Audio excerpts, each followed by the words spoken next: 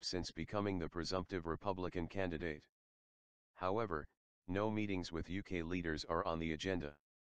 The focus of the trip is business, but anti-racism campaigners are planning to voice their opposition to Trump, who has courted controversy with suggestions that a wall be built on the U.S. border with Mexico and a temporary ban be introduced on Muslims entering America.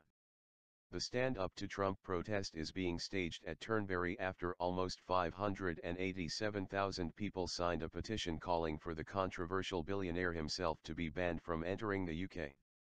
Campaigners say he is not welcome, claiming he has ramped up levels of racism, Islamophobia, and bigotry during his presidential bid. The protest is supported by organisations including Stand Up to Racism, Scotland, the Glasgow Campaign to Welcome Refugees, and Unite the Union Scotland. Keir McKechnie, spokesman for Stand Up to Racism Scotland, said, "His message of hate is one that we'll challenge, and we would not encourage anyone to support him in his presidency. Although this protest happens to be taking place in Scotland, we want to represent people across the whole of the UK and beyond who reject Trump's racism and Islamophobia."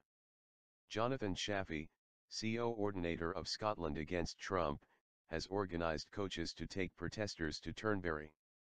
He said, "We'll be organising a protest which will reflect the broad opinion of Scots that his values are incompatible with ours.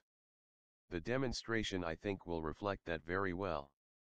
Mr. Shafi said Mr. Trump's brand is damaging to the Scottish economy, but B&B owner Christina Auld believes the property tycoon is good for the area.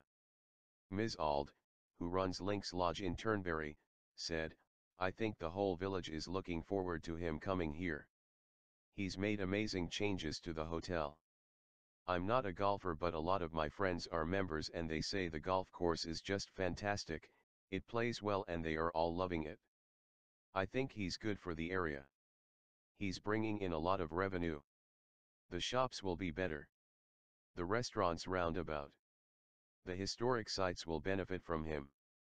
I just think he's going to make a great difference to the area." Senior politicians in Scotland have distanced themselves from Mr. Trump and will not attend the opening, while the UK government said Prime Minister David Cameron has no plans to meet the presidential contender during his two-day stay in Scotland. Police Scotland said discussions had taken place with campaign groups and any protests will be policed appropriately.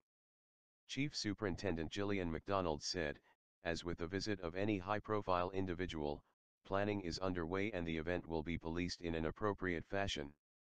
We do not reveal operational detail around security issues." Mr. Trump tweeted ahead of his visit, "Leaving now.